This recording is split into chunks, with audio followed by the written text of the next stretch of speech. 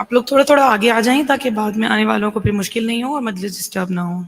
صلو علی محمد.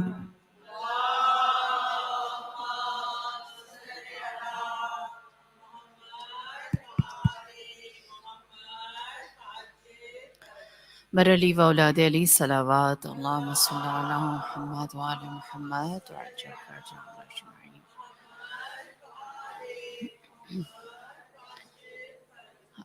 برائے تشریف آوری رحمت للعالمین و امیر المؤمنین و سیدۃ النساء العالمین و ائمۃ الطاہرین بآواز بلندتر صلوات اللہم صلی علی.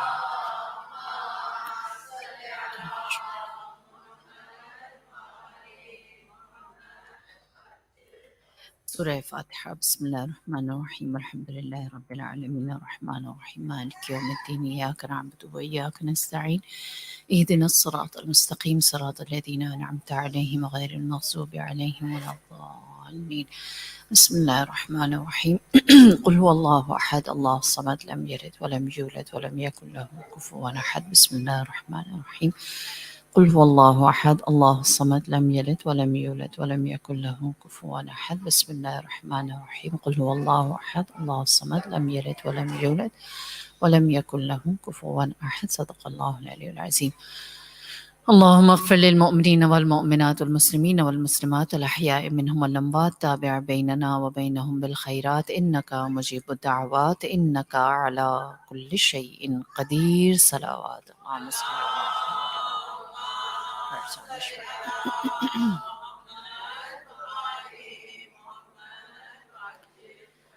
اعوذ باللہ من الشیطان الرجیم بسم اللہ الرحمن الرحیم الحمد للہ الذی لا يحصي نعماه العادون ولا يؤدي حقه المجتهدون الذي ليس لصفته حد محدود ولا نعت موجود ولا أجل ممدود فطر الخلائق بقدرته ونشر الرياح برحمته.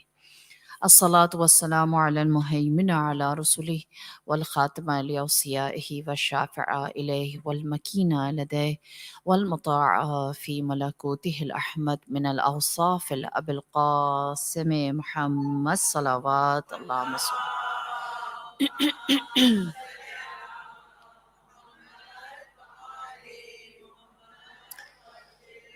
وعلى أهل بيته الطيبين الطاهرين المعصومين المظلومين سيما بقية الله في أرض روحي وأرواح العالمين لتراب مقدمه فداه. أما بعد فقد قال الله تبارك وتعالى في القرآن المجيد والفرقان الحميد. بسم الله الرحمن الرحيم يا أيها الذين آمنوا اتقوا الله وكونوا مع الصادقين. صلوات اللهم صل على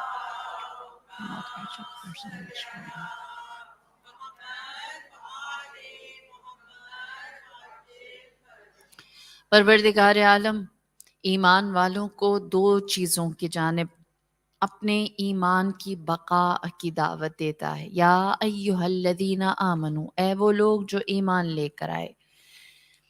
ارشاد ہوا اتقوا اللہ، اللہ کا تقوی یعنی خوف اختیار کرو. اللہ کے خوف سے، جہنم کے خوف سے، سزا و جزا کے خیال سے اپنے آپ کو ہمیشہ سیراب رکھو. اور اس کے بعد فرمایا وَكُونُوا مَعَ الصَّادِقِينَ، اور جو صادقین یعنی سچ کہنے والے ہیں ان کے ساتھ ہو جاؤ، ان کے ہمراہ رہو. لہٰذا اگر ایمان کے لیے کوئی اساس یا کوئی فنڈامنٹلز چاہیے ہیں تو وہ دو ہیں. ایک یہ کہ اللہ کا خوف رہے، دوسرا یہ کہ خدا کے درگاہ میں جو سچے ہیں ان کے ساتھ رہیں. سب سے بہترین سچ بولنے والی ہستی جس کے سچے صادق ہونے پر اپنے سو اپنے پرائے بھی کہتے رہے زمانہ جاہلیت والے کہ بے شک محمد صادق اور امین ہیں. ہاں، افضل ما شہدت بہ الاعداء، فضیلت وہ ہے جس کی گواہی دشمن بھی دے. لہٰذا رسول اکرم کی صداقت سے بڑھ کر سچائی اور نیکی کبھی کسی نے نہ دیکھی. اور یہی وجہ ہے کہ ہم نبی کریم کے ان ایام میں جو ایام وفات رسول ہیں، جو ایام شہادت امام حسن مجتبیٰ علیہ السلام ہیں، ان ایام میں ہم یہ دیکھیں کہ تاریخ عالم میں ہمیں کیا بتایا گیا.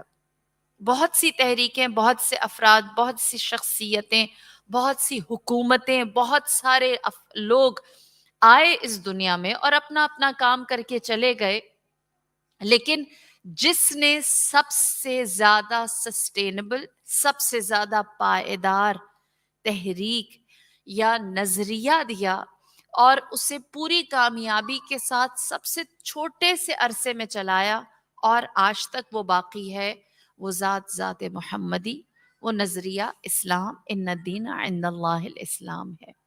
اور جب نبی خدا سے پوچھا گیا کہ آپ نے جو دین، جو اسلام اور جو پیغام لوگوں کو دیا، اس کی کنجی، اس کی کیا ہے، تو آپ نے فرمایا اللہ نے مجھے 9 وصیتیں کی، 9 ایڈوائس کی اور مجھ سے کہا کہ ان 9 پرنسپلز کے اوپر رہو. فرمایا وہ میری کامیابی کا راز اور میں تمہیں بھی ان کی جانب دعوت دیتا ہوں. پہلا جو پیغام تھا آپ نے فرمایا الاخلاص فی السر وعلانیہ، خاموشی سے کوئی کام کریں اس میں بھی اخلاص نیت ہو، اگر اعلاناً کوئی کام کیا جائے اس میں بھی اخلاص سے نیت ہو تو خدا نے کہا یہ کام تمہیں کامیابی کی طرف لے کر جائے گا. دوسری چیز العدل فی الرضا والغضب، چاہے خوشی ہو، چاہے مرضی ہو، چاہے ناخوشی، غم و غصہ ہو یا پھر جبرن ہو، اس میں عدالت کو نہیں چھوڑنا. فرمایا ہمیشہ مساوات کا یا میانہ روی کا اور ماڈریٹ راستہ لینا. چاہے انسان جب خوش ہوتا ہے تو خوشی میں بھی اکثر ہم دیکھتے ہیں کہ ہماری خوشیاں کیسی ہوتی ہیں، ہم خوشی میں سب کچھ دینے کے لیے تیار ہوتے ہیں، ہے نا، اظہار ضرورت سے زیادہ کرتے ہیں. ایسا ہے یا نہیں؟ ہاں، ہم شادیوں پر جو کرتے ہیں، برتھ ڈیز پہ جو کرتے ہیں، اینیورسریز پر جو کرتے ہیں، وہ کس لیے ہوتا ہے؟ خوشی کا اظہار ہے. جتنی زیادہ خوشی ہوتی ہے اتنا زیادہ اس پر اظہار کیا جاتا ہے. اور اسی طرح ہم اگر غصے میں دیکھیں تو انسان کیسا ہو جاتا ہے، غصے کی حالت میں بھی انسان جو ہے وہ بات چھوٹی سی ہوتی ہے لیکن اس کا اظہار اس میں جری ہو جاتا ہے، آواز بلند کر دیتا ہے، الفاظ کا انتخاب سخت ہو جاتا ہے، انسان کے ایکسپریشن بھی اور زیادہ شدید ہو جاتے ہیں. فرمایا غصے میں ہو یا خوشی میں ہو، دونوں صورتوں میں درمیان کا راستہ لو، شدت مت اپناؤ. نبی خدا کی کامیابی کے راز میں سے سب سے بنیادی چیز یہ ہے کہ آپ نے اگر لوگوں کو اپنی جانب بلایا ہے تو آپ نے متشدد رویہ نہیں رکھا. آپ انتہائی، اگر غصے میں بھی ہیں تو آپ کا غصہ شدید نہیں تھا، اگر آپ خوش ہیں تو آپ کی خوشی بھی شدید نہیں تھی. دونوں صورتوں میں آپ نے اپنا توازن، اپنا بیلنس ہر چیز میں برقرار رکھا ہے. لہٰذا ہم اپنے اندر سب سے پہلے کیا دیکھتے ہیں؟ ہم یہ دیکھتے ہیں کہ ہم جب غصے میں ہوتے ہیں تو ہم اچھائی بھول جاتے ہیں، ایسا ہی ہے، اور جب خوشی میں ہوتے ہیں تو برائی بھول جاتے ہیں. جب خوشی ہوتی ہے، ہماری خوشیاں کیسی ہوتی ہیں؟ گناہ سے بھری ہوئی، ہے نا. اور ہمارا غصہ کیسا ہوتا ہے؟ رحمت سے بھولا ہوا. جب انسان غصے میں ہوتا ہے، غصہ کیا ہے؟ اگر ہم غصے کی ایک چھوٹی سی ڈیفینیشن دیکھیں نہج البلاغہ میں، امیر کائنات فرماتے ہیں غصہ شیطان سے ہے، شیطان آگ سے بنا ہے اور اس نے غصے کے اندر اپنی سرشت یعنی آگ، حرارت، غیظ و غضب، گرمی کو رکھ دیا ہے. اسی لیے فرمایا غصے کو بھگانے کے لیے کیا کرنا چاہیے؟ آگ کو کیا چیز بجھاتی ہے؟ پانی. کیا کریں؟ وضو کریں، نہانے نہ جائیں. ہاں، وضو کرے تو وہ کیا کرے گا؟ آپ کو، آپ کے غصے کو زائل کر دے گا. وضو نہیں کر سکتے کیا کریں؟ پانی پیو. حدیث ہے نہج البلاغہ میں، فرمایا جب غصے کی حالت میں ہو پانی پیو، پانی غصے کو، آگ کو بجھا دیتا ہے. لہٰذا فرمایا کہ جو غصہ ہے وہ شیطان کی جانب سے ہے. شیطان کس چیز سے بنا؟ آگ سے. اور شیطان جو آگ سے بنا، اس سے آدم کے ساتھ مسئلہ کیا تھا کہ وہ کس سے بنا ہے؟ خاک سے. لہٰذا یہ لڑائی جو روز اول شروع ہوئی کس کی تھی؟ مٹی اور آگ کی. انسان غصے میں آ گیا، غصے میں آیا تو کیا ہو گیا؟ آگ ہو گیا. بجھانے کے لیے پانی نہیں ہے، کیا کرے؟ زمین پر بیٹھ جائے، اپنی حقیقت کی طرف آ جائے. مولا فرماتے ہیں جب غصے میں آ جاؤ تو اپنے آپ کو خاک نشین بناؤ، اپنی حقیقت کی طرف پلٹو. جب انسان خاکی ہونے کا احساس رکھتا ہے تو اس سے غصہ زائل ہو جاتا ہے.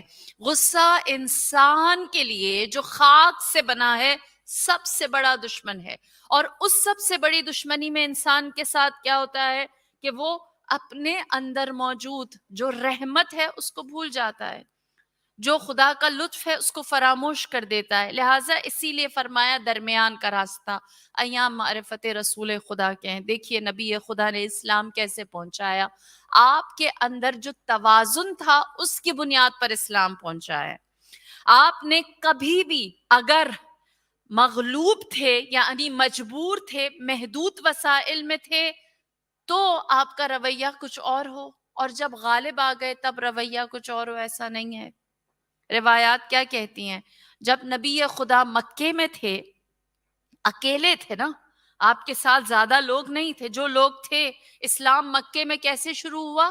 غریبوں سے. جناب عمار یاسر ایمان لے کر آئے، غریب تھے. جناب بلال حبشی ایمان لے کر آئے، غریب تھے. جناب ابوذر ایمان لے کر آئے، غریب تھے. یہ وہ غریب لوگ تھے جن کے پاس سردار، رؤساء، قبیلے کے امراء، تجار یہ ایمان لے کر نہیں آئے انیشلی. لہٰذا رسول خدا تنہا، آپ کے پاس جو سپورٹ ہے وہ زمانے کے معیارات کے مطابق نہیں ہے. اور آپ کے ساتھ سلوک کیا ہے؟ آپ کے ساتھ سلوک یہ ہے کہ ابو جہل مارتا ہے، ابو لہب دھتکارتا ہے. ایسا ہی ہے. اور نبی خدا کا جواب کیا ہے؟ متوازن، ان کے ساتھ شفیق و مہربان ہیں. وہی نبی اسی شہر میں فاتح بن کر آتے ہیں، فاتح بن کر آتے ہیں. اور اب آپ کے مد مقابل کون سا ہے؟ رسول خدا کا سٹیٹس وہ والا نہیں رہا جو پہلے تھا، اب بدل گیا ہے. اب آپ طاقتور ہو گئے ہیں، اور اب آپ کے مد مقابل نہ ابو جہل ہے نہ ابو لہب ہے. البتہ ہند بھی ہے اور ابو سفیان بھی ہے. ہند کون ہے؟ جس نے جناب حمزہ علیہ السلام کو شہید کیا اور آپ کا جگر چبایا. ابو سفیان کون ہے؟ جس نے غزوہ بدر اور غزوہ احد کو لیڈ کیا اور رسول خدا کے خلاف دشمنی میں سب سے زیادہ لوگوں پر سبقت لے کر گیا. وہ دونوں سامنے موجود ہیں. اور نبی خدا نے کیا کیا؟ جب آپ مجبور تھے تب بھی معاف کیا. آج آپ غالب ہیں، فاتح ہیں، تب بھی آپ نے معاف کیا. آپ کے رویے میں، آپ کی اپروچ میں کوئی تبدیلی نہیں آئی. لہٰذا اسی لیے فرمایا العدل، عدالت کرو. اور نبی خدا کی عدالت ہے کیسی؟ سبحان اللہ. روایت ہے کہ نبی خدا جب غزوہ احزاب، آپ جانتے ہیں غزوہ احزاب مدینے میں آنے کے بعد ہوا، یعنی اس وقت جب غزوہ احزاب ہوا تب انصار اور مہاجر دونوں تھے، یعنی مکے والے اور مدینے والے دونوں نبی کے ساتھ آپ کے لشکر میں موجود تھے. لہٰذا نبی خدا نے غزوہ احزاب کے بعد جب مال غنیمت کی تقسیم کا باقاعدہ آغاز کیا تو آپ نے جب مال غنیمت دینا شروع کیا تو آپ نے جو مکے والے تھے یعنی جو مہاجر تھے ان کو زیادہ دیا، اور جو انصار مدینے والے تھے ان کو کم دیا. ایک شخص کھڑا ہوا اور اس نے نبی سے سوال کیا، کہنے لگا اے محمد عدالت کیجئے. آپ نے سوال کیا، آپ نے فرمایا میں نے کیا عدالت نہیں کی. اس شخص نے اعتراض کیا، کہنے لگا کہ مولا یا نبی خدا آپ نے جو اچھا مال غنیمت میں آیا ہے وہ سارا مکے والوں کو دے دیا، مہاجروں کو دے دیا، جو بچ گیا ہے اس میں سے وہ آپ نے ہم انصار کو دیا ہے، مدینے والوں کو دیا، عدالت کریں، اچھا ادھر دیتے ہیں، تھوڑا بچا ہوا ہمیں دیتے ہیں۔ آپ نے فرمایا ان لم اعدل فمن یعدل، اگر میں عدالت نہیں کروں گا تو کون عدالت کرے گا؟ تو کہا اے نبی خدا بتائیے پھر آپ کی عدالت کیسی ہے؟ آپ نے فرمایا یہ مکے والے میرے ساتھ غزوہ احزاب میں اس لیے آئے تاکہ یہ مال غنیمت حاصل کر سکیں، ان کو یہی چاہیے تھا، میں نے انہیں یہ دے دیا۔ تم مدینے والے انصار میرے ساتھ اس لیے آئے تاکہ میری نصرت ہو سکے، لہٰذا میں نے جو تم چاہتے ہو تمہارے لیے وہی رکھا ہے، اور میں نبی خدا کہاں کے؟ مکے والے۔ آپ نے فرمایا میں مکہ والا ہونے کے باوجود تقسیم ایسی رکھوں گا کہ میں نے مال غنیمت مکے والوں کو دیا اور خود محمد کو مدینے والوں کے حصے میں دیا۔ میری قبر یہیں پر بنے گی، میں یہیں پر ہی رہوں گا، اور میں یہیں پر اپنی زندگی کی آخری سانسیں لوں گا۔ تمہارا جو مطالبہ تھا وہ تمہیں دے دیا، جو ان کی خواہش تھی وہ ان کو دے دی، لہٰذا میری جو عدالت ہے وہ متوازن ہے، وہ برابر ہے، وہ ایسا نہیں کہ میں نے کسی کو زیادہ اور کسی کو کم دے دیا۔ اسی لیے فرمایا کہ اگر اللہ کے حضور اپنی دنیاوی اور اخروی زندگی میں درست عقائد اور درست ارکان کے ساتھ چلنا چاہتے ہو تو اس میں عدالت کو چاہے خوشی کی حالت میں ہو یا غیظ و غضب کی حالت میں اس کو کبھی بھی ترک نہ کرو۔ ہم اپنے اس معاشرے میں جس میں ہم جی رہے ہیں، ہم عدالت کو کہاں کھوتے ہیں، ہمارے ساتھ کہاں پر توازن نہیں رہتا۔ عقیدے کے باب میں ہم عدالت کو کھو دیتے ہیں، ہمارے ساتھ توازن نہیں رہتا۔ کس طرح؟ آپ سب جانتے ہیں کہ حیات امام علی میں ہی لوگوں نے عقیدے میں اپنا توازن کھو دیا تھا، متوازن نہیں رہے تھے، عادل نہیں رہے تھے۔ شام والے بغض علی میں عقیدہ کھو بیٹھے تھے کہ علی سے اتنے مولا سے متنفر اور بغض رکھتے تھے کہ جب ان سے کہا گیا کہ امیر المؤمنین کی شہادت مسجد میں ہوئی تو کہنے لگے ان کا مسجد میں کیا کام؟ وہ اس انحراف پر چلے گئے، اور یمن والے اس حد تک حب علی میں تھے کہ نعوذ باللہ کہنے لگے کہ علی اللہ ہے۔ نہ اس افراد پر، نہ اس تفرید پر، نہ اس انتہائی محبت میں کہ علی کو رب سمجھنے لگو، اور نہ اس انتہائی بغض میں کہ کہو کہ علی کا مسجد میں کیا کام۔ فرمایا عقیدے کے اندر جب توازن انسان کھو دیتا ہے تو وہ کبھی بھی حق تک نہیں پہنچ سکتا۔ آج بھی اگر ہم دیکھیں تو ہم باب عقیدت میں اپنا توازن کھو دیتے ہیں۔ دشمن نے میرے اور آپ کے ساتھ کیا کیا ہے؟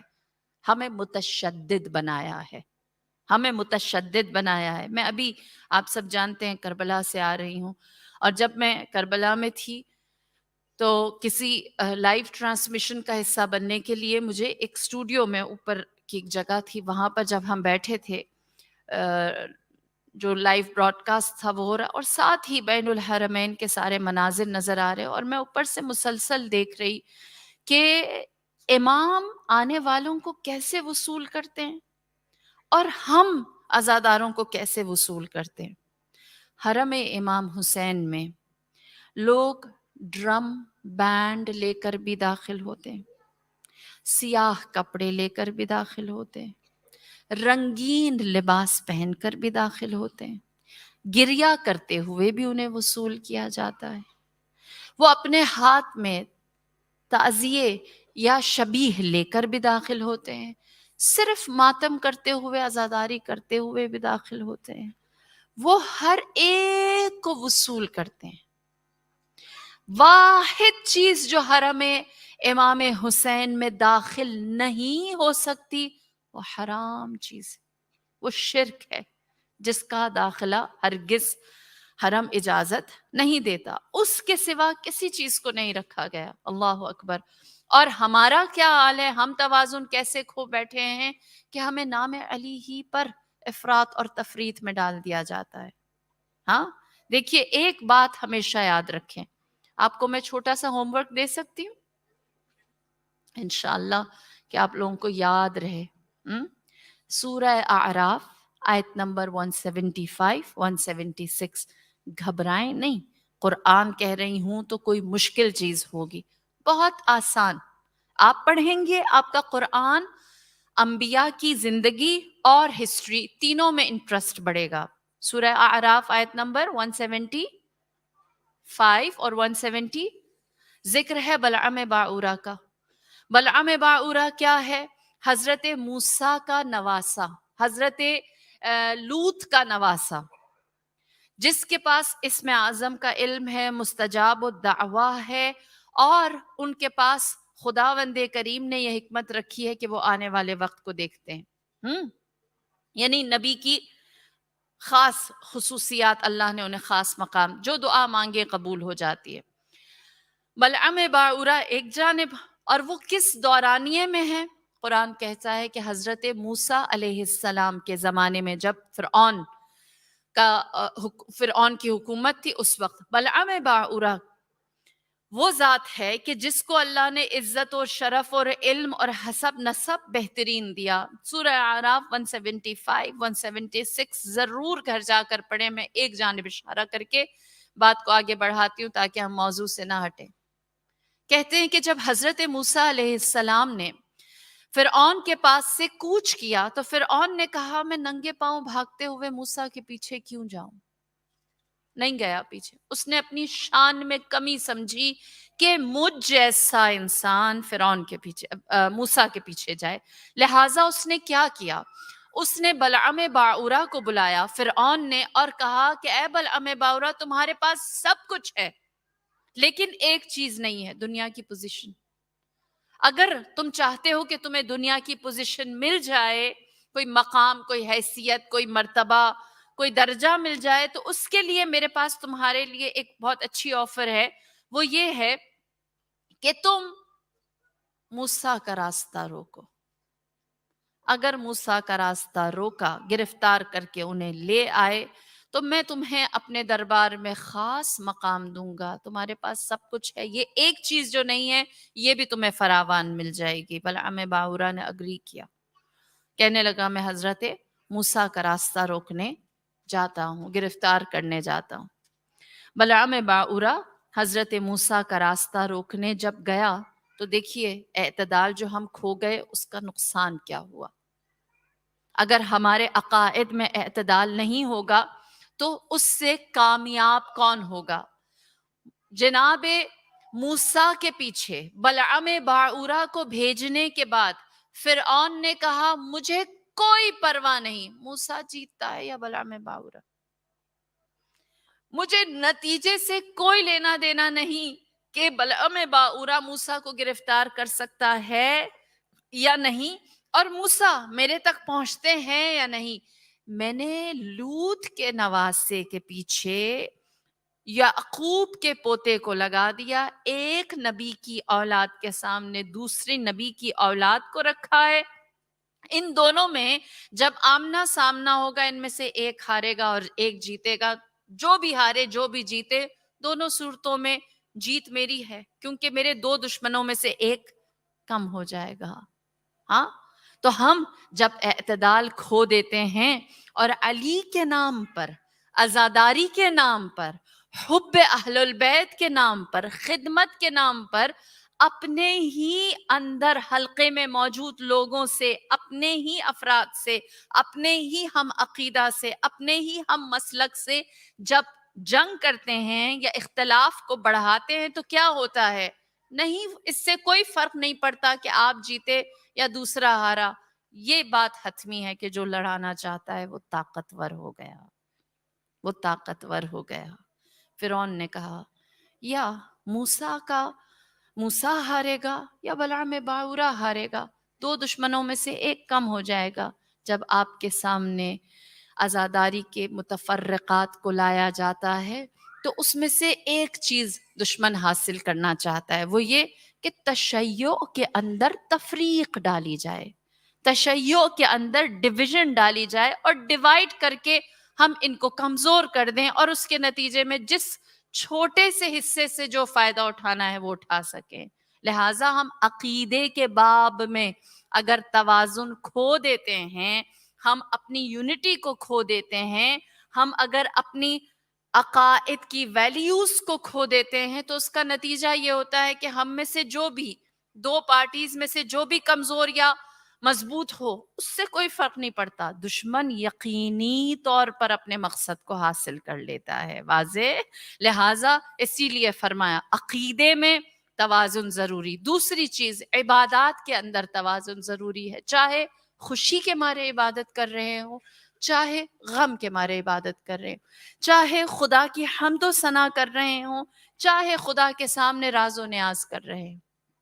دونوں صورتوں میں آپ جانتے ہیں نبی خدا کی حیات مطہرہ میں کبھی بھی نہیں ملتا رسول خدا غضبناک ہوئے ہوں، سوائے ایک مورد کے. سوائے ایک مورد کے، جب آپ کے سامنے خواتین آئیں اور انہوں نے کہا ہمارے شوہر ہمارے حق ادا نہیں کرتے، اور وہ اپنے اپنے گھروں میں یہ کہہ کر بیٹھ گئے ہیں کہ خداوند کریم نے قرآن میں کہہ دیا وَيَرْزُقْهُ مِنْ حَيْثُ لَا يَحْتَسِبُ، اللہ نے کہا ہے کہ ہم ایسے رزق دیں گے جہاں سے تم تصور نہیں کر سکتے. من حیث لا یحتسب، تمہارے وہم و گمان میں جہاں سے نہیں ہوگا وہاں سے ہم تمہیں رزق دے دیں گے. جب پروردگار عالم نے یہ وعدہ کر دیا ہے کہ وہ رزق دینے والا ہے، تو ایفرٹ ڈالنے کی کیا ضرورت ہے؟ گھر بیٹھ کر اللہ اللہ کرو. رسول خدا نے جب اس رہبانیت کو دیکھا تو روایت میں ہے آپ اس طرح سے اپنی جگہ سے اٹھے اور آپ برسر ممبر تشریف لے کر آئے کہ آپ کے کاندھے سے ابا گر رہی تھی، زمین پر گھسٹ رہی تھی، اور آپ کے چہرے پر غضب کا نشانہ تھا، اور آپ فرما رہے تھے کہ میں جب کہ نبی ہوں، خداوند کریم نے مجھے اپنا پیامبر رسول بنایا ہے اور خدا نے میرے لیے ہر چیز کو فراہم کیا، پھر بھی میں کسب معاش بھی کرتا ہوں، اپنے خاندان کے حقوق کو بھی ادا کرتا ہوں، فرائض رسالت کو بھی ادا کرتا ہوں، اور اللہ کے لیے بھی کام کرتا ہوں.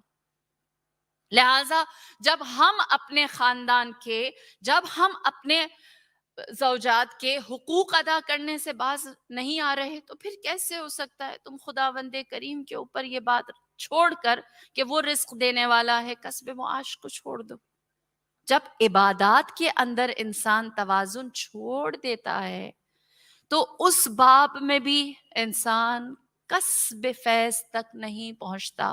ہم سے ابھی اس وقت کیا خطا ہوتی ہے؟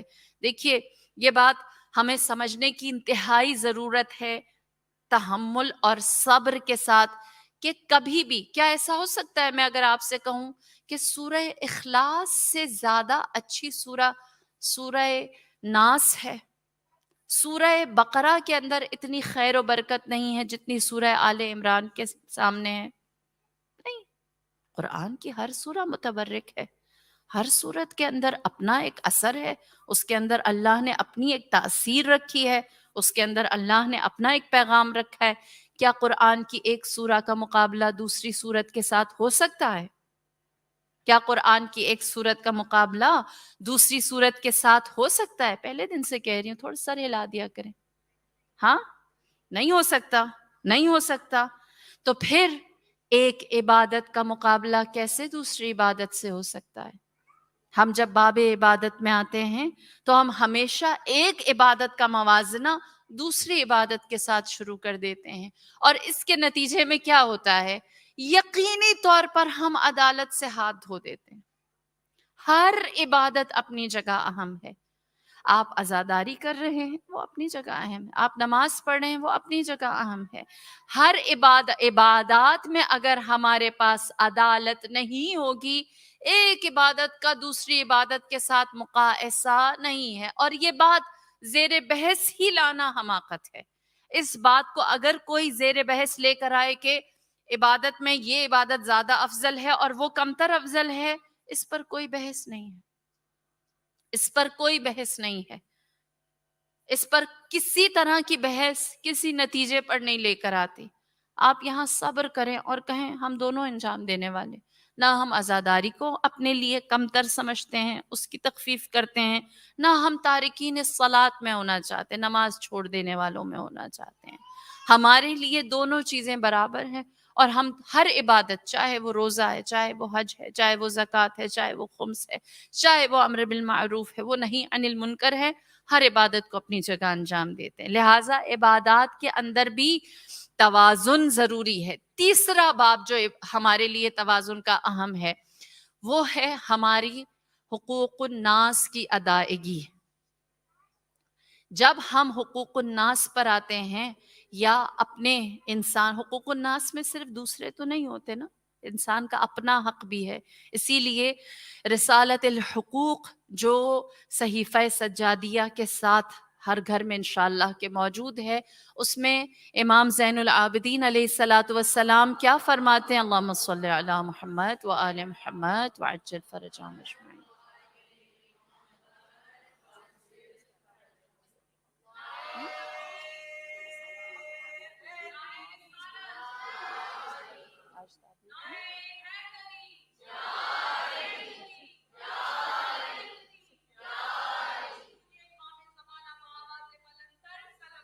اللہم صلی علی محمد وآل محمد.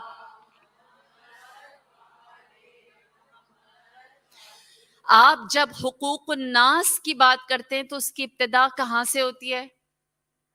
انسان کے اپنے اوپر جو حقوق ہیں، ماں، باپ، بہن، بھائی، عزیز، رشتہ دار، اداس، استاد، علماء، اس کے ساتھ ساتھ انسان کے اوپر حق ہے اس کی آنکھ کا، اس کے منہ کا، اس کے ہاتھ کا، اس کی عقل کا. لہٰذا جب ہم حقوق الناس پر آتے ہیں نا تو سب سے پہلے دیکھیں کہ میرے اوپر اللہ نے کچھ چیزوں کو لاگو کیا ہے. یہ آپ کی آنکھ آپ کی نہیں ہے، یہ آپ کے پاس امانت ہے. یہ آپ کا ہاتھ آپ کا نہیں ہے، یہ آپ کے پاس امانت ہے. یہ آپ کی زبان آپ کی نہیں ہے، یہ آپ کے پاس امانت ہے. اسی لیے خدا سورہ یاسین میں کیا کہتا ہے؟ یوم تشہد ارجلہم والسنتہم. قیامت والے دن، یہ بات میری یاد رکھیں سورہ یاسین پڑھتے ہوئے، کہ قیامت والے دن ہماری ٹانگیں اور ہماری زبان ہمارے سامنے کھڑے ہو کر ہمیں یاد دلائیں گی زکیہ نے مجھ ٹانگ کو یہاں لے جا، مجھے یہاں لے کر گیا، یہاں لے کر گئی اپنی ٹانگ بنا کر. میں اس کی زبان تھی اور اس نے مجھے اس جگہ پر صحیح یا غلط استعمال کیا. تب میں الگ ہوں، زکیہ الگ ہے، زکیہ کی زبان الگ ہے، زکیہ الگ ہے، زکیہ کی ٹانگ الگ ہے، آپ الگ ہیں، آپ کے اعضاء آپ سے الگ ہیں، ان کا حق ہے آپ کی گردن پر. اور آج جب ہم کہتے ہیں ہم توازن کھو دیتے ہیں تو سب سے زیادہ توازن ہم کہاں کھوتے ہیں؟ جہاں ہمارے اعضاء و جوارح غیر متوازن ہو کر ہم ان کا استعمال کرتے ہیں حضرت فون علیہ السلام، ہے نا؟ کیونکہ ہم جو استعمال ہے اسکرین کا، اس پر اتنا زیادہ ہمارا توازن سب کا کھو چکا ہے. ہم نہیں جانتے کہ ہم نے اپنی آنکھ کو، ہم نے اپنے ہاتھ کو، ہم نے اپنے ذہن کو، ہم نے اپنی ہستی کو، ہم نے اپنے وجود کو کہاں اس حد تک گم کر دیا ہے، محو کر دیا ہے، غرق کر دیا ہے کہ ہمیں خود ہی نہیں پتہ چلتا. اور ہم ایک اتنی امبیلنس لائف کی طرف، اپروچ کی طرف جا رہے ہیں کہ جس کی ہمیں خبر ہی نہیں. آپ جانتے ہیں انسان کی سب سے بڑی دشمن صفت کیا ہے جس نے اس کو ہمیشہ گمراہ کیا؟ امیر کائنات نے جب ابن ملجم کا چہرہ دیکھا تو فرمایا تیرے اندر ایمان تھا لیکن تو غافل رہا. اللہ اکبر. غفلت، غفلت سب سے بڑی صفت ہے جو انسان کے اندر ہو تو انسان کے دشمن بن جاتی. غافل ہونا ایسا ہے کہ جس کے بارے میں قرآن کیا کہتا ہے؟ لہم آذان لا یسمعون بہا، لہم اعین لا یبصرون بہا، لہم قلوب لا یفقہون بہا، اولئک کالانعام بل اضلهم اولئک هم الغافلون. قرآن میں خدا کہتا ہے ان کے پاس آنکھیں تھیں، دیکھتے ہی نہیں تھے، کان تھے، سنتے ہی نہیں تھے، دل تھے، سمجھتے ہی نہیں تھے.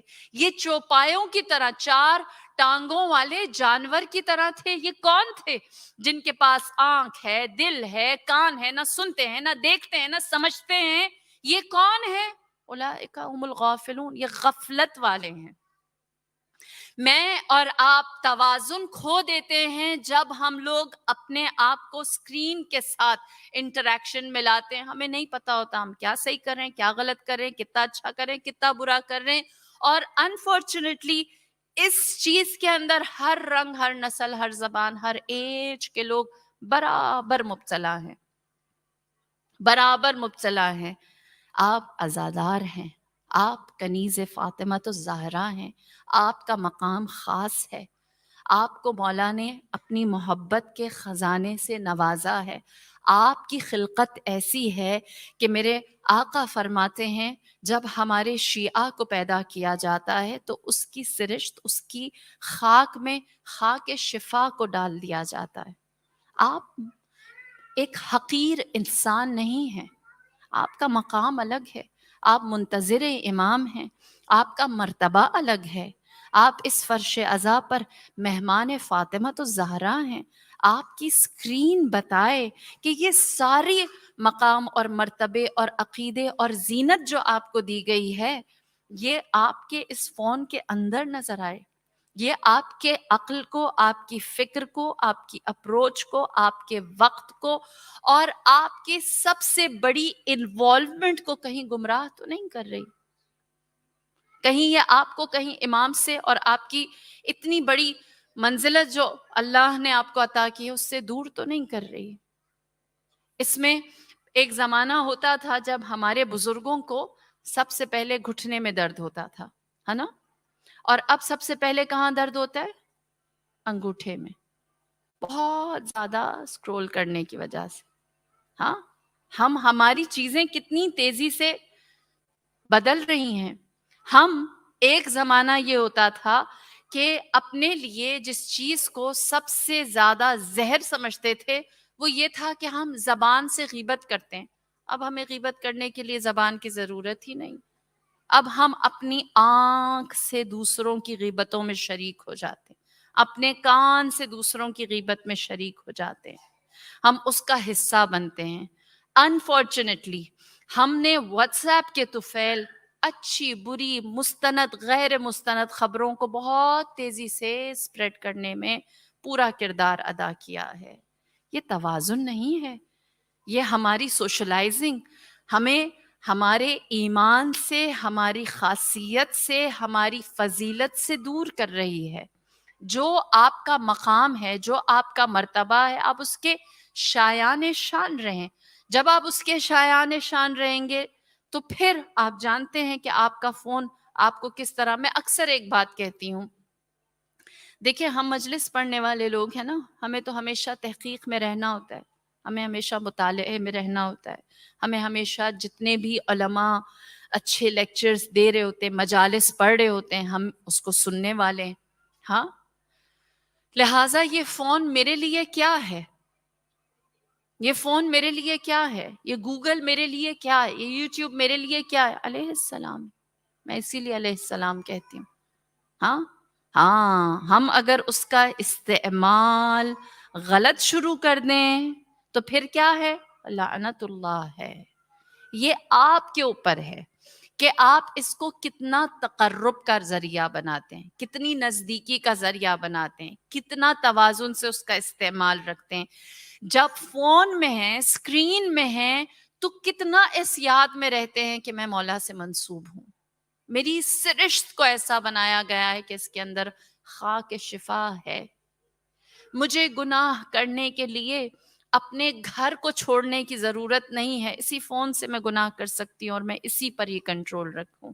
میں ایک بات جو اکثر اپنے آپ سے کہتی ہوں یا اپنے بچوں سے کہتی ہوں کہ فون کم از کم اتنا ہو کہ اگر انشاءاللہ امام ظہور کریں اور امام کہیں کہ مجھے کوئی فون چاہیے تو ہم فوراً اپنا دے دیں، کہیں یہ میرا فون ہے. ہمیں فوراً بہت ساری چیزیں اس میں سے ہٹانی نہ پڑیں. کوئی ایپلیکیشن ایسی نہ ہو کہ ہم کہیں کہ یہ امام کو نہیں دکھائی جا سکتی.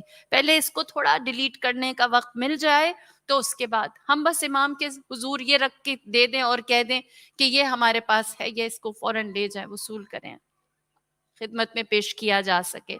اگر ہم اس کوشش سے، اس چھوٹی سی اپروچ سے اپنا فون استعمال کریں گے، اسکرین استعمال کریں گے، تو انشاءاللہ ہم اس متوازن اپروچ تک اپنے آپ کو پہنچا سکیں گے۔ اور اگر ہم یہ نہیں کر سکتے تو غافل ہیں، غافل۔ یہ غفلت ہمیں کس منزل پر لے جاتی ہے؟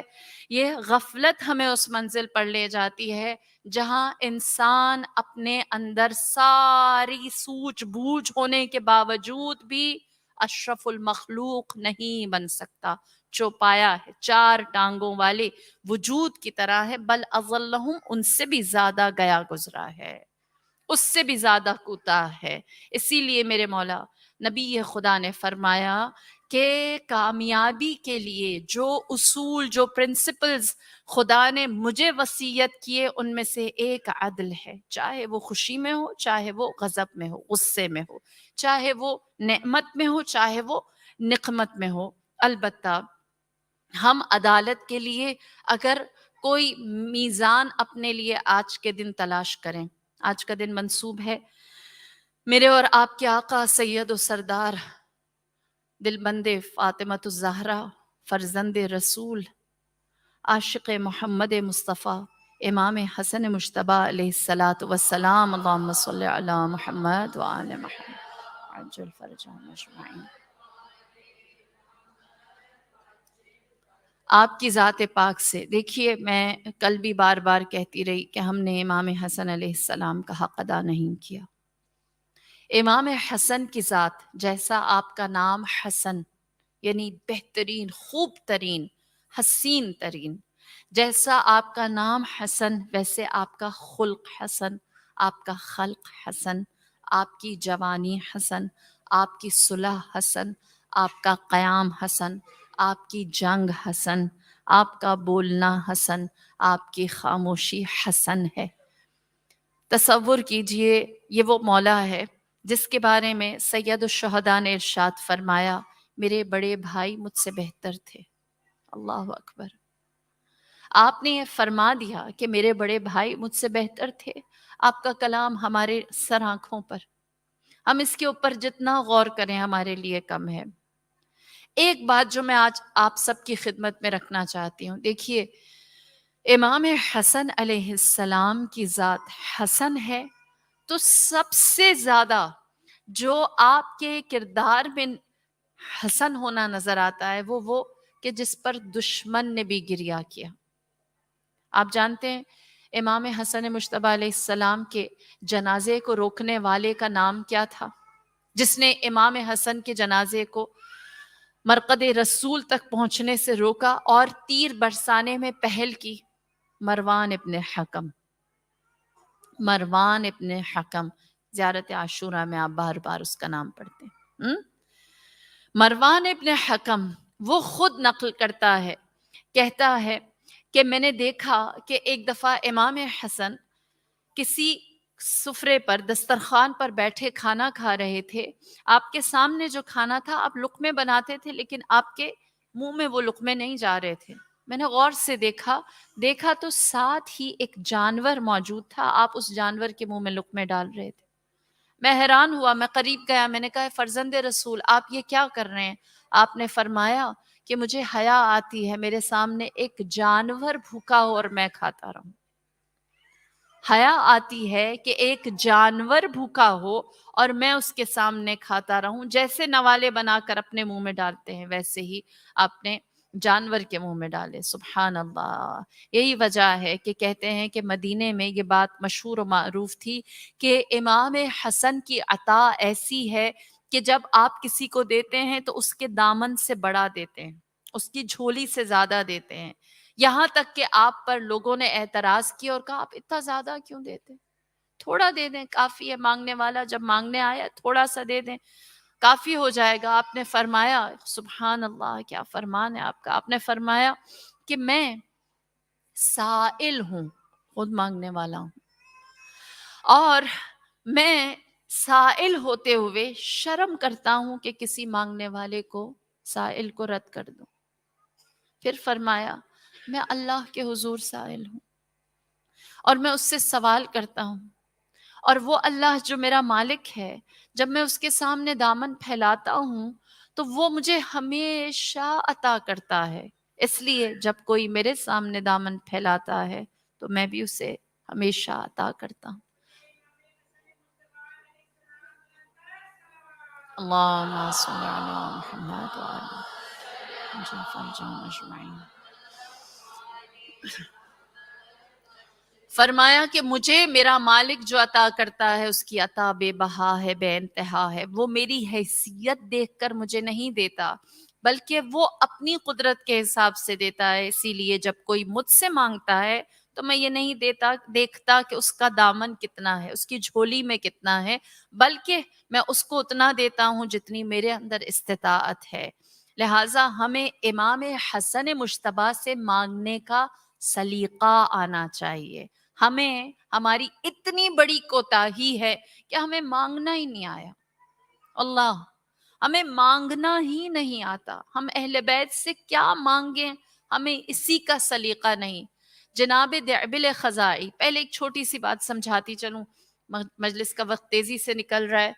آپ جانتے ہیں کہ نادر شاہ جو بہت بڑا جنگجو تھا، ایرانی بادشاہ تھا، وہ دنیا فتح کرتے کرتے کہتے ہیں کہ وہ پہنچا ہند تک۔ وہ جیسے ہی ہند میں داخل ہوا تو اس سے کہا گیا کہ آج کے بعد سے ہماری ہند فتوحات کا سلسلہ شروع ہوگا، اور جیسے ہی وہ داخل ہونے لگا اس نے دیکھا تیزی سے ایک بچہ دوڑتا ہوا آ رہا ہے۔ اس نے اس بچے کو روکا اور اس سے کہا اتنی تیزی سے کہاں جا رہے ہو؟ اس نے کہا میرے قرآن کا درس ہے، میں قرآن کا درس لینے کے لیے جا رہا ہوں۔ پوچھا کہ کیا درس لینا ہے آج قرآن کا؟ تو اس نے کہا کہ آج ہم نے سورہ فتح پڑھنی ہے، انا فتحنا لکم فتحا مبینا۔ نادر شاہ خوش ہوا، اس نے کہا کتنی اچھی انڈیکیشن ہے کہ آج ہی میں داخل ہوا ہوں اور آج ہی اس بچے نے میرے سامنے سورہ فتح کا تذکرہ کیا، اچھی خبر سنائی، اس کا مطلب ہے فتوحات ہے میرے لیے، اچھا شگون۔ لہٰذا اس نے اپنی جیب سے، نادر شاہ نے ایک سکہ سونے کا نکالا اور بچے سے کہا یہ میری طرف سے انعام۔ بچے نے کہا میں نہیں لے سکتا۔ پوچھا کیوں؟ کہا اگر یہ سکہ لے کر ماں کے پاس جاؤں گا تو وہ ڈانٹے گی۔ نادر شاہ نے پوچھا کیوں ڈانٹے گی؟ کہنے لگا کہ ظاہر سی بات ہے ماں مجھ سے پوچھے گی کہ یہ سکہ کہاں سے لائے۔ نادر شاہ نے کہا جانا اپنی ماں کو بتانا کہ مجھے یہ نادر شاہ نے دیا ہے، اتنا بڑا بادشاہ آج ہمارے شہر میں آیا۔ کہا بچے نے کہ اگر میں نے ماں کو یہ بتایا کہ سونے کا یہ سکہ مجھے میری ماں نے، نادر شاہ نے دیا ہے، تو میری ماں میرے اوپر اور زیادہ غصہ ہوگی اور میرا ہرگز یقین نہیں کرے گی۔ اس نے کہا کیوں؟ بچے نے کہا کہ میری ماں کہے گی نادر شاہ اور ایک سکہ، اگر تو واقعتاً نادر شاہ سے ملا ہوتا، اتنا بڑا بادشاہ، اور ایک سکہ دیتا، تجھے کسی نے بے وقوف بنایا۔ نادر شاہ سمجھ گیا کہ میں جتنا بڑا بادشاہ ہوں مجھے اسی حساب سے دینا چاہیے۔ بچے سے کہا تیرے پاس لے جانے کے لیے جھولی کتنی بڑی؟ اس نے کہا کرتا۔ لہٰذا وہ کرتا بھر کے اس نے اس کو زر و جواہر دیے۔ تو بچے نے کہا ہاں اب میں یہ خزانہ لے کر اپنی ماں کے پاس جاؤں گا اور کہوں گا میں نادر شاہ کے پاس سے آ رہا ہوں، تو وہ یقین کرے گی کہ اتنی عطا نادر شاہ ہی دے سکتا ہے۔ ہم سکے پہ راضی ہو جاتے ہیں، کیوں؟ کیونکہ ہماری ظرفیت ہماری عقل کی، ہماری ذہن کی، ہمارے دل کی، ہمارے دامن کی اتنی چھوٹی سی ہے، اتنی مختصر سی ہے۔ ہم وہ نادان بچہ ہیں جس کے بارے میں کہا جاتا ہے کہ اس بچے نے اپنا ہاتھ گلدان میں پھنسا لیا، نکالنے کی کوشش کی، نہیں نکلا، آخر میں کہا کہ کاٹ کے نکالنا پڑے گا۔ کاٹنے لگے گلدان کو تو باپ کے دل کو رحم آیا، اس نے بچے سے کہا کہ آخری کوشش کرو، اپنی انگلیاں ڈھیلی کر دو اور ڈھیلی کر کے سیدھی کر کے نکالنے کی کوشش کرو۔ بچے نے کہا اگر یہ کیا، انگلیاں سیدھی کر دیں، ڈھیلی کر دیں تو گلدان سے نکل آئے گا۔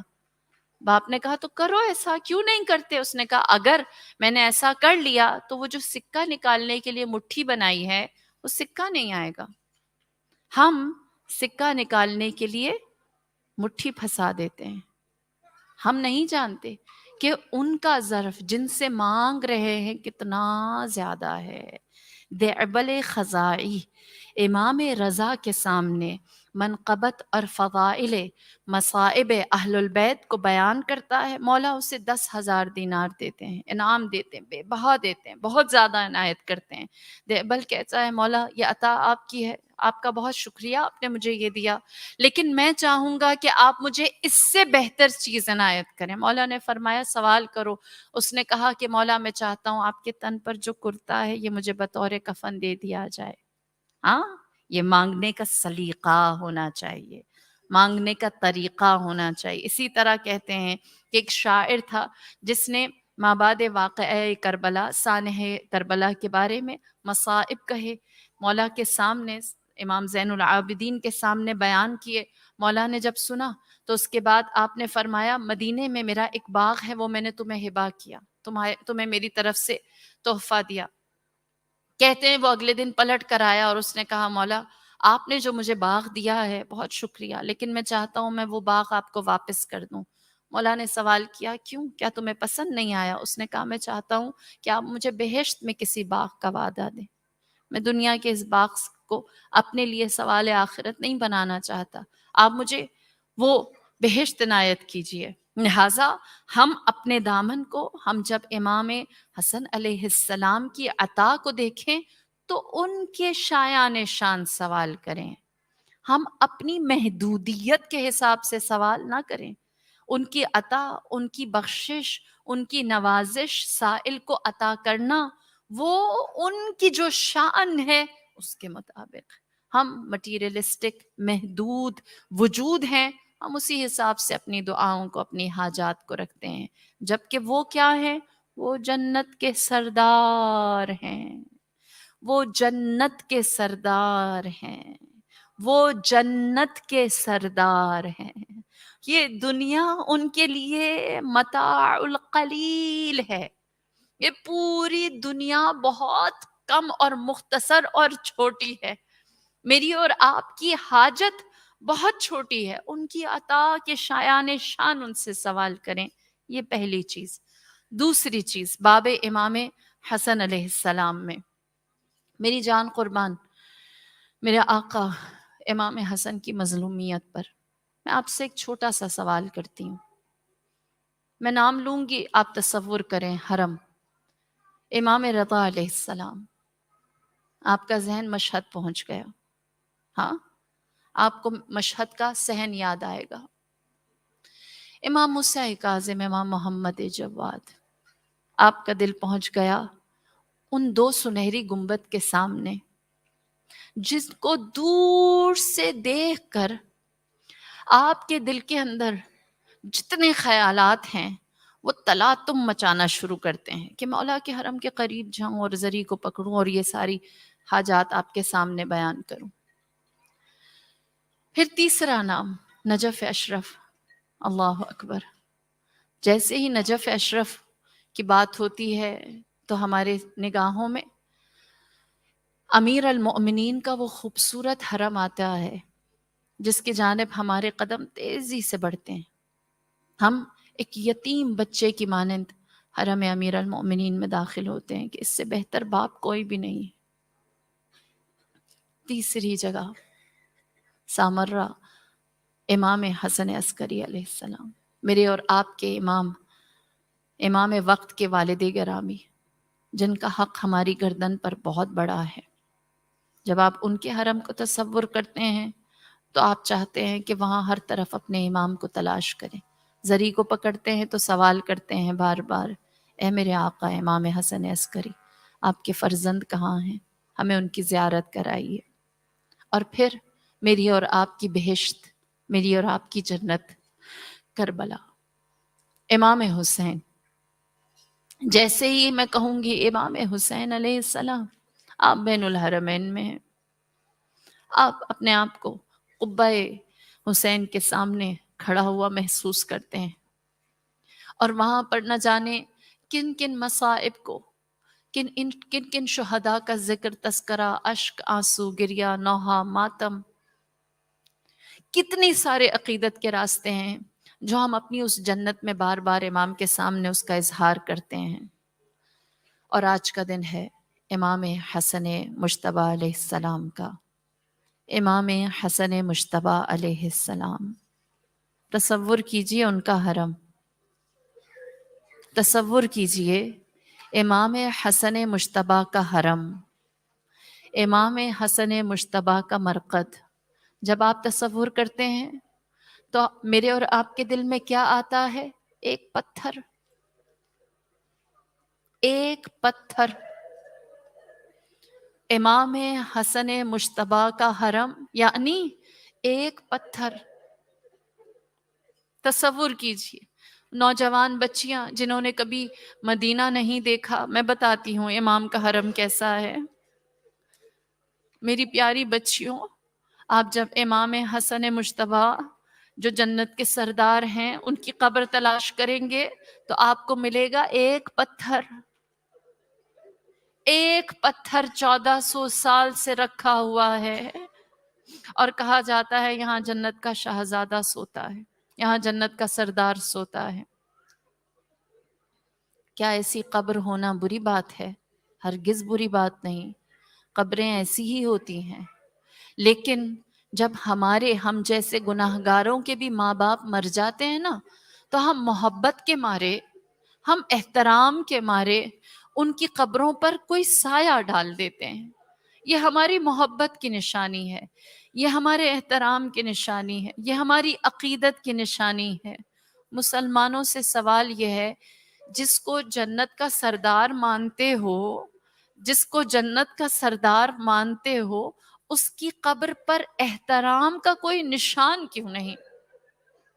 اس کی قبر پر محبت کی کوئی علامت کیوں نہیں؟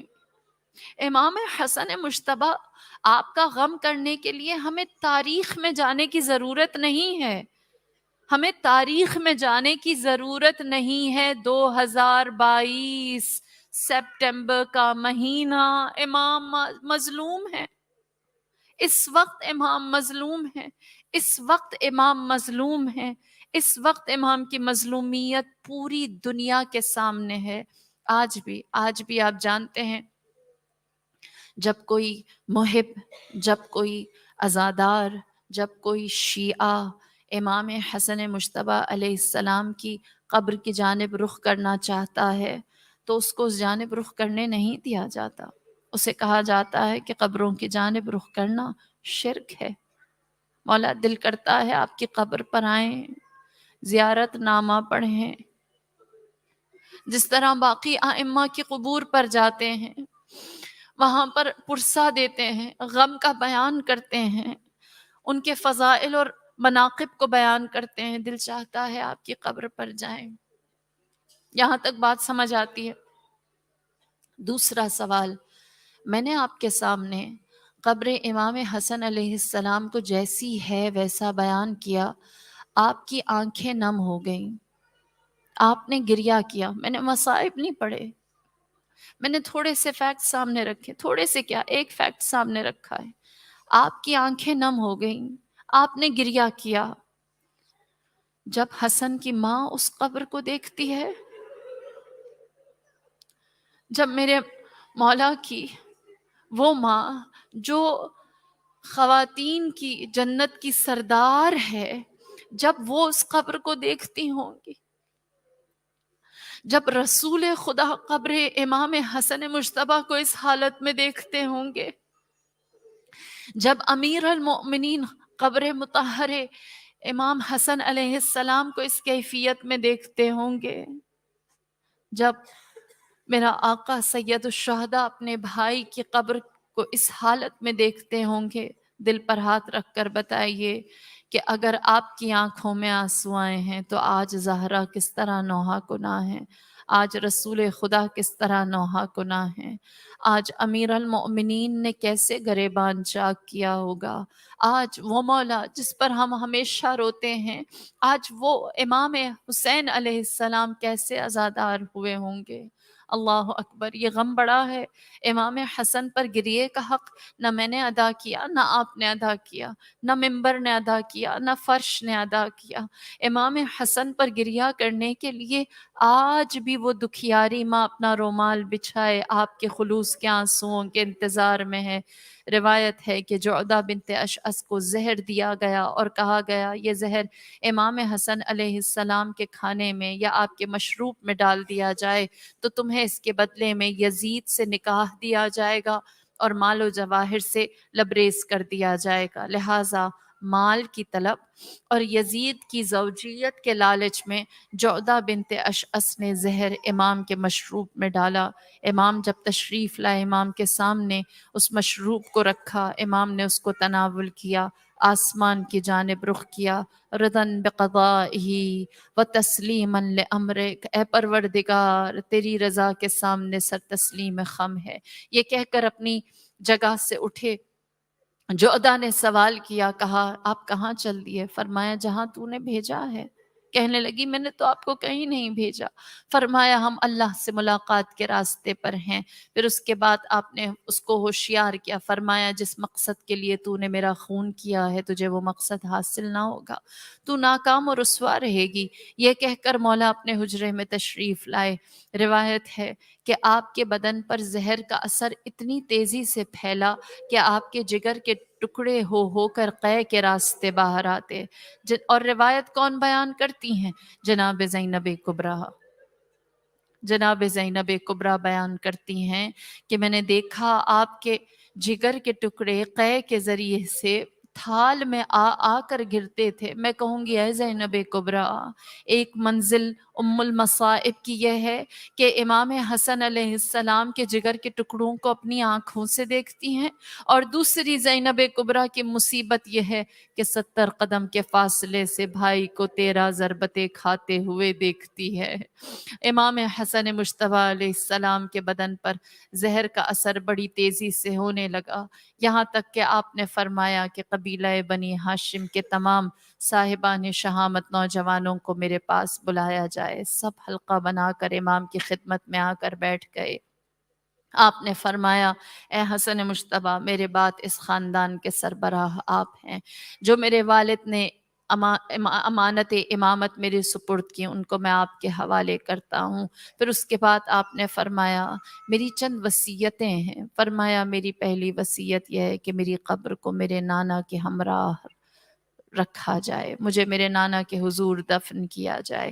فرمایا کہ اگر میری وصیت کو پورا کرنے میں کسی طرح کا کوئی خلل آئے تو کسی کو نقصان نہ پہنچایا جائے، کسی کو تکلیف نہ پہنچائی جائے۔ پھر اس کے بعد فرمایا میری قبر پر کسی کا، میرے جنازے پر کسی کا خون نہ بہانا۔ اے میرے آقا، آپ فرماتے ہیں کسی کا خون نہ بہانا۔ یہ اہل بیت ہیں جو دوسروں پر مہربان اور شفیق ہے۔ آپ نے اپنی تمام وصیتیں امام حسین علیہ السلام کو کی، اور پھر اس کے بعد روایت امام حسین علیہ السلام سے آپ فرماتے ہیں میرے بھائی کے وجود اطہر کا چہرے کا رنگ بار بار بدلتا جاتا تھا، کبھی زرد ہوتا، کبھی سبز ہوتا، کبھی سیاہ ہوتا۔ آپ کی پیشانی پر سفید موتی کی طرح پسینہ چمکنے لگا۔ میں نے آپ کے سر اطہر کو اپنی آغوش میں دیا اور میں اللہ کے کلام کو اپنی زبان پر جاری کرتا رہا۔ میرے مولا نے فرمایا اے حسین، اب میرا وقت آخر ہے۔ جب مجھ سے میرے بھائی نے کہا وقت آخر، تو میری آنکھوں سے سیل اشک رواں ہوئے۔ جب میں نے گریہ کیا تو امام حسن مجتبیٰ نے فرمایا لا یومک یومک یا ابا عبداللہ، اے حسین تیرے دن جیسا کوئی دن نہیں، جو تیری مصیبت ہے ویسی کوئی مصیبت نہیں، جو تیرے اوپر آزمائش ہے ویسا امتحان کسی اور کا نہیں۔ بستر شہادت امام حسن مجتبیٰ ہے اور مصیبت حسین کی ہے، سننے والے حسین ہے۔ اللہ اللہ یہ کہہ کر زبان پر کلمہ حق کو جاری کیا، القرآن الحق والملائکۃ الحق والجنت الحق والنار الحق۔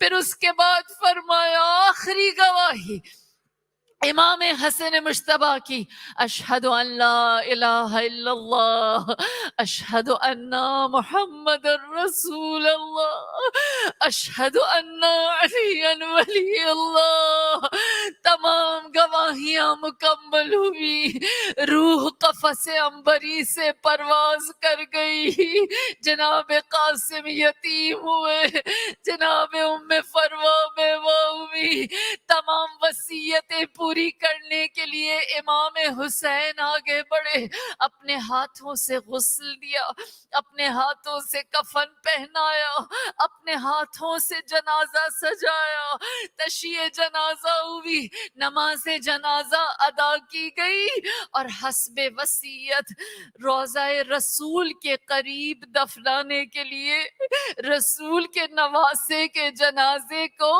جنت کے سردار نے کاندھا دیا، اور قبیلہ بنی ہاشم امام حسین کی قیادت میں روضہ رسول کی جانب بڑھا۔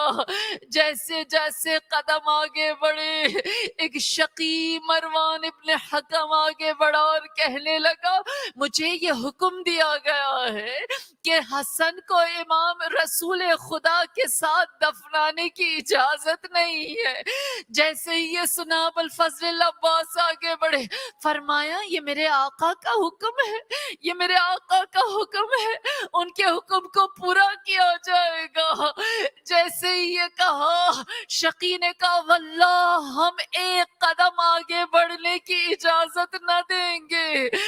امام حسین علیہ السلام نے فرمایا یہ صبر کی منزل ہے، ٹھہر جاؤ، شاید خدا ان مسلمانوں کے دلوں میں میرے بھائی کے لیے رحم ڈالے۔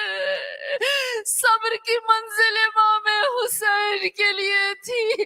ابھی انتظار میں میرا آقا کھڑا تھا کہ مروان نے حکم دیا کہ تیر برسائے جائے۔ آج تک چشم فلک نے ایسا جنازہ نہ دیکھا کہ جس کا استقبال مسلمانوں نے تیروں سے کیا۔ پہلا جنازہ ہے جس کے اوپر 70 تیر برسائے گئے، 70 تیر برسائے گئے، جنازہ پلٹایا گیا۔ جو بیویوں نے دیکھا امام حسن کا جنازہ آیا ہے، روایت کہتی ہے قبیلہ بنی ہاشم کی عورتوں نے سر و سینہ پیٹا اور کہتے ہم نے کبھی کسی کفن کو یوں سرخ ہوتے ہوئے نہ دیکھا تھا۔ میں کہوں گی اے زینب کبریٰ، اے ام فروا، یہ کفن کے سرخ ہونے کی منزل ہے، ابھی ایک منزل اور باقی ہے جہاں بے کفن لاشا ہوگا، ہزاروں گھوڑے ہوں گے جو لاشے کو پامال کریں۔ اللہ لعنت اللہ علی القوم